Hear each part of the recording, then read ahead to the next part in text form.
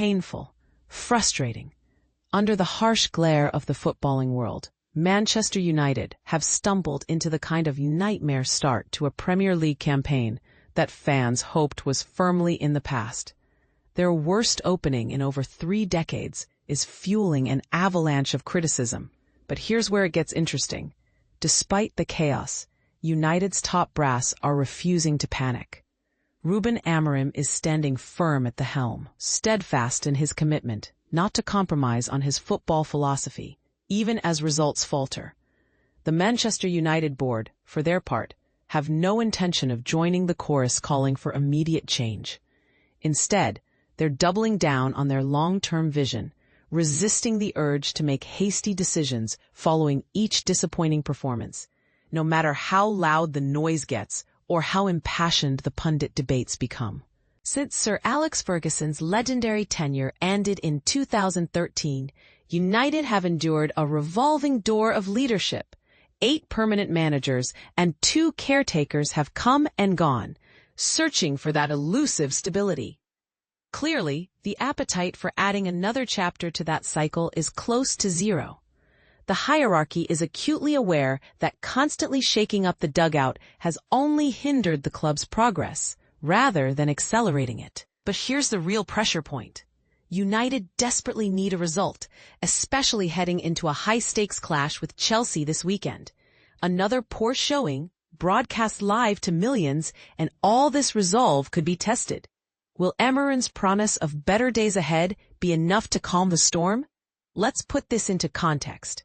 4 points from 4 matches marks United's shakiest Premier League start since the 1992-93 season. If that wasn't enough to sour the mood, getting dumped out of the Carabao Cup by 4th-tier Grimsby Town has left fans dismayed. To make matters worse, last season saw United record their lowest ever points total, just 42, and rack up more losses than ever before in the league.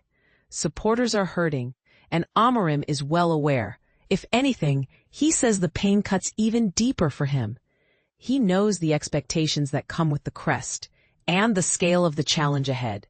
Still, the club's leadership is keeping a steady hand, recognizing that swift solutions are a fantasy at Old Trafford. But let's not sugarcoat it. Everyone involved knows things need to improve, and soon. After a humbling 3-0 loss to crosstown rivals Manchester City, simmering frustration spilled over. Yet, inside the club, there's a sense that the final scoreline didn't quite reflect the nuances of the contest.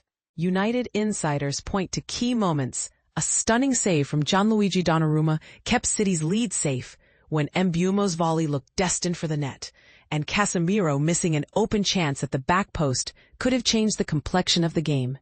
Fine margins, United believe, are swinging the wrong way right now. Let's not gloss over the realities.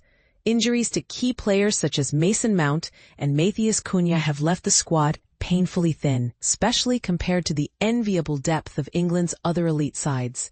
It will likely take several transfer windows, along with canny recruitment, to build the squad United need to compete at the very top. The silver lining. Both Mount and Cunha are nearing a return to action.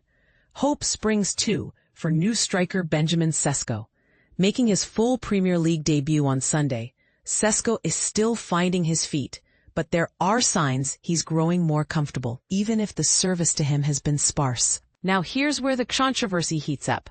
Amorim continues to stick vigidly to his vision, playing with 3 central defenders in a tactical shape that has sparked plenty of debate. Critics argue his refusal to adapt is hurting the team. Yet Amorim remains defiantly unapologetic. If I feel the need to alter my philosophy, I'll do it. Otherwise, maybe it's time for someone else to take over, he commented after the weekend fixture. This isn't the first time he has drawn a clear line in the sand. Acme or look for another manager. When United hired Amorim, they knew they were getting a coach stubbornly devoted to his approach. Is he right to stand his ground, or should pragmatism prevail?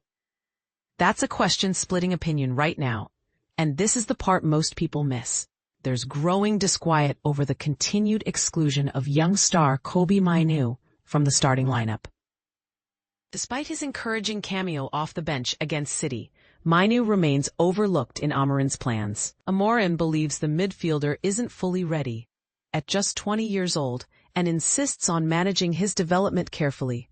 But with United's midfield struggling, some fans and pundits believe Mainu's energy and creativity could be the spark the team needs. For now, after another deflating loss, United's decision-makers are staying the course. The project remains long-term, with little appetite for wholesale upheaval.